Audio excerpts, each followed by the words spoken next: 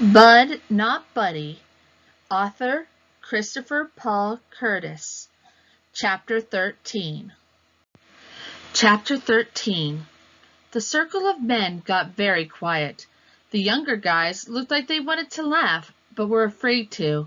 And the Jimmy guy and the man who must be my father were looking at me that way grown-ups do when they're getting ready to give you some bad news, or when they're trying to decide which hand they're going to smack you upside the head with. Finally, Jimmy snapped his fingers and said, "Hold on now, is your name Bud?" He knew my name. I said, "Yes, sir." Pages 150 through 151. Jimmy said, "Herman, don't you see? This has something to do with that crazy telegram you got this morning." He looked back at me. "And you said you're from Flint, Bud?" "Yes, sir, that's right. That's right where I'm from." Herman E. Calloway said, "What in Sam Hill is going on here? First off, don't you be coming in here accusing folks of being your father. And second off, where is your mother?" Shucks, he said it like he didn't already know. I said, "She's dead, sir. She died 4 years ago." Herman E. Calloway said, "I am truly sorry to hear that. But it's obvious that you are a disturbed young man and you don't have a clue who your father is. You just tell us who's looking after you now, and we'll get you sent back to wherever it is you belong." "I belong with you now, sir." Herman E. Calloway said, "Now you look here." Jimmy said, "Hold on, Herman." He seemed a lot nicer than this Calloway guy. "Bud, you gotta understand, Mr. Calloway here can't be your daddy. No how, no way, nuh-uh. I don't know what gave you that idea, but whatever, we've got to get you back home. Someone in Flint's got to be worried sick about you." I said, "No, sir, I don't have nobody left in Flint. That's why I came all the way here." He said, "No one? No one at all?" I said, "No, sir." He said, "No brothers?" "No, sir." "No sisters?" "No, sir." "What about an auntie?" "No, sir." "No grandma?" "No, sir." Shucks, it looked like this guy was going to go over my whole family tree, but he whistled and said, "So were you living in an orphanage?" Uh-oh, I had to be careful how I answered this. One wrong answer, and I could tell that these guys were ready to give me up to the cops or give me a one-way ticket back to the home. I said, "Well, sir, I had some problems with some folks that were supposed to be looking after me, and after I hid their shotgun and poured water all over Todd Amos, I busted out of the shed and had to go on the lam, and then I thought it was about time I came and met my father, because it's been—" He raised his hand to stop me. "That's fine, son, but just answer what I asked you. What orphanage were you in?" "Well, sir, I used to be in a home, and then I wasn't, and then I was with some people that were kind of mean, and then I tried to find Miss Hill, but she moved all the way to Chicago, and that was too far to walk, so—" Page 152 to 153. He raised his hand again to shut me up. "Hold on, Bud. Do me a favor. Go wait by that door for a minute." He pointed to the side of the stage. I walked over and waited to see what was going to happen. I tried pushing the door open a little bit in case I had to make a quick escape, but it was jammed tight. I'd have to leave out of the same door I came in. The man named Jimmy and the guy who had to be my daddy started whispering. After a while, Herman E. Calloway raised his arms and said, "Hey, but don't forget, this is your little red wagon. You pull it if you want." Jimmy said, "Fair enough." He waved me back onto the stage.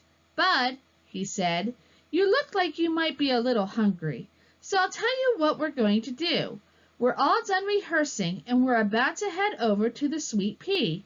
You're invited to come along under one condition." "What, sir?" "Once you get something in your belly, you've got to be straight with me. You've got some explaining to do.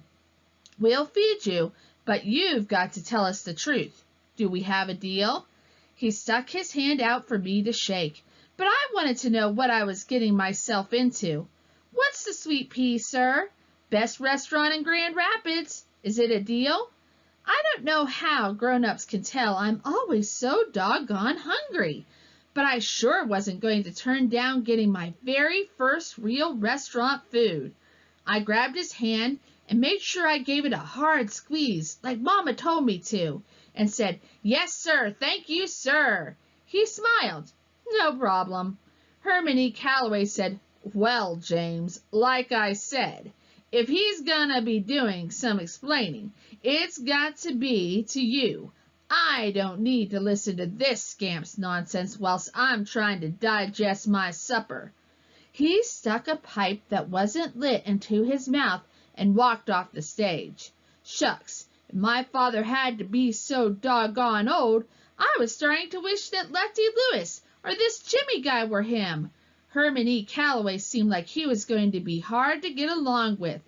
The horn player said, "Little man, my name is Jimmy Wesley. You could call me Mr. Jimmy." "Yes, sir." He pointed at the younger men. "The drummer there is Doug the Thug Tennant. The sax man is Harrison Eddie Steady Patrick." The saxophone player said, "Aw, man, it's not Eddie Steady, it's Steady Eddie. Steady Eddie Patrick." Mr. Jimmy said, "Uh-huh." And on trombone we have Chug Doo-Doo Bug Cross. And the palest member of the band on piano is Roy Dirty Deed Breed.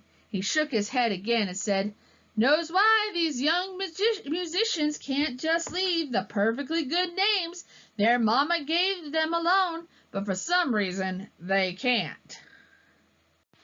Page 154 to 155.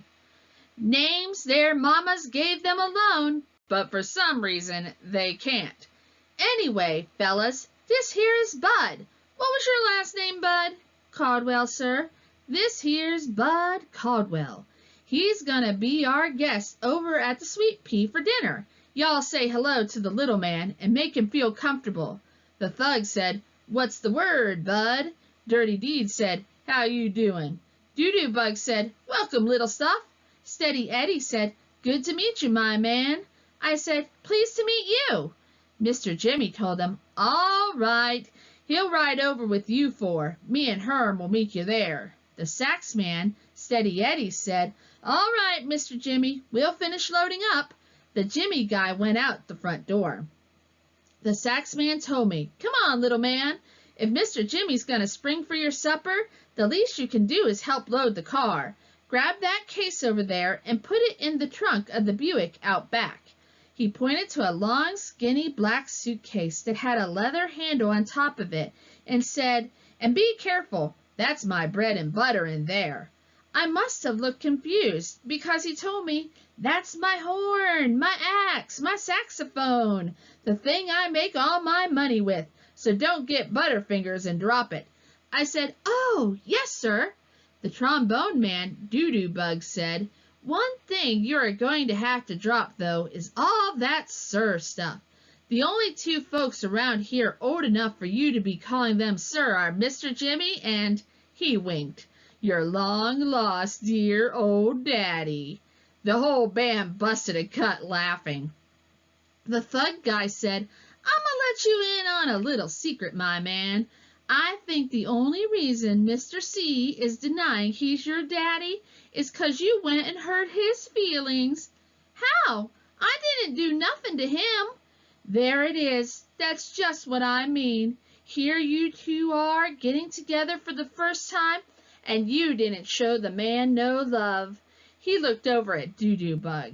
"Bug, did you see any love being passed from this boy to his daddy?" Doo-Doo Bug said, "You leave me out of your nonsense." The thug kept going. "Shoot, man. Seems to me like you should give the man his props. Seems to me like you should have given the man a whole lot more affection. You see, I know Mr. C better than most folks do. I know that beneath that cold-hearted, evil, wicked, nasty, mean—" Doo-Doo Bug said, "Don't forget cheap. Cheap's got to be in there somewhere. The thug said, you know Cheap's right up high on the list. But as I was saying, beneath all that festering nastiness is a tender, kind, loving human being. Page 156 to 157. Nastiness is a tender, kind, loving human being. Why, I'd bet you dollars to donuts that he's outside right now, sitting in that Packard, sobbing openly about how you shunned him. When you get to the sweet pea, rush right up on him, give him a big hug, yell out, Daddy! Then plant a big, juicy kiss right on the top of his shiny, bald head. Shoot, you do that, and you'll be in his will so quick your head will spin. I put this thug guy on my list of people not to pay any mind to. Hermione Calloway seemed like the kind of person that would rather get bit in the behind by a snaggle-toothed mule than have somebody give him a kiss. Steady Eddie said, let's not get the little man killed before he's had a chance to eat, Thug. Son, I hope you've got sense enough to let what he's telling you to go in one ear and find the nearest exit. You just steer clear of Mr. C for a while. He's not someone you want to toy with.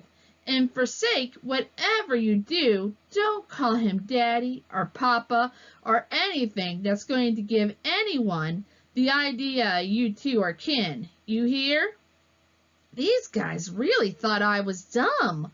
I said, yes, sir, but isn't it just like my luck to come clean across the state to find my daddy, and he turns out to be a mean old coot.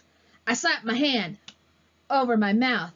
I knew better than saying something like this out loud, but it just fell out of my mouth before I could swallow it down.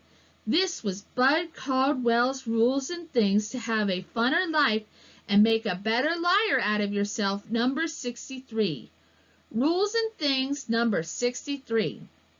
Never, ever say something bad about someone you don't know, especially when you're around a bunch of strangers.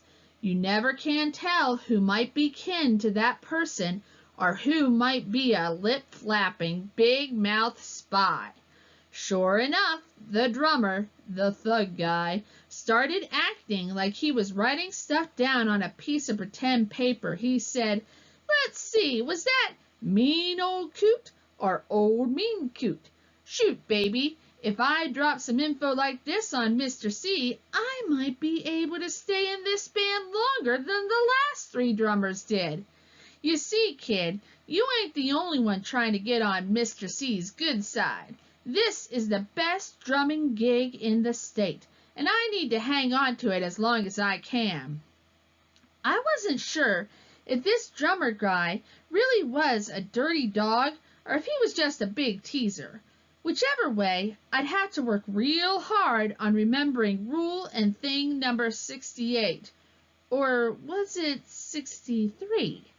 Steady Eddie said, Thug, you're going to have to lay off the kid's chops. The little man's got problems enough, and he sure don't need to have you meddling with him. Pages 158 to 159. Let's get that car loaded. Me and, what's your name again, kid? Bud, not Buddy, just Bud, not Buddy. Right, me and Bud, not Buddy, are too dang hungry to hear any more of your lip. Of all the dusky devastators of the Depression or the Nubian Nights, Steady Eddie is my favorite. We loaded a bunch of funny-shaped black suitcases into the trunk of a big old black Buick, then climbed in. I got in the back seat and sat between Dirty Deed and Steady Eddie with my suitcase on my lap. Doo-Doo Bug got behind the steering wheel, and the thug got in beside him. The thug said, So, Bud not Buddy, I'ma come right out and ask what's on everyone else's mind. How'd you find out Mr. C was your daddy? My mother let me know. Thug said, I ain't trying to be funny, and I never play the dozens on no one, But let me ask you, was your mama, how can I put this? Was your mama as old as sand when she had you? Steady Eddie said, Man, leave the kid alone. You got no call to go prying into his life. I never minded talking about my mama, so I told the thug. Yes, sir, she was pretty old when I was born. Thug said, Shoot, I knew she had to be either old or crazy to have anything to do with that man. How old was she? 80? And was she blind? I said, No, sir, she was old, but her eyes didn't go bad yet. She was 20 when I was born, and she was 26 when she died. That news always kills any conversation you're having with grown folks. The dusky devastators got as quiet as some mice with bedroom slippers on. The only sound you could hear for a second was the keys cling, clang, clinging up against the metal dashboard as Doodoo Bug turned the car into the front of a little house that had a sign saying "The Sweet Pea" on it. The thug said, Things is hard all over, ain't they? Steady Eddie said, You're all right, little man. You're a tough little nut. I like that. Most folks your age would be bawling their eyes out if they got teased as hard as that fool drummer was teasing you. But you ain't even close to crying, are you? I said, No, sir. I don't know why, but my eyes don't cry no more. Steady Eddie said, I like that. My eyes don't cry no more. You mind if I borrow that? That sounds like a great name for a song. I said, No, sir, I don't mind at all. He reached over and rubbed his hand over my head and said, Yeah, you're all right, little fella, and don't you worry none too much about the thug. Mr. C changes drummers the way most folks change their drawers. Page 160. Changes drummers the way most folks change their drawers. What you see in that front seat is a man on borrowed time. Thug said, Aw, man, what did you hear? Doodoo Bug cut the car off and said, All right, gentlemen, that's enough. Let's go stuff our craws.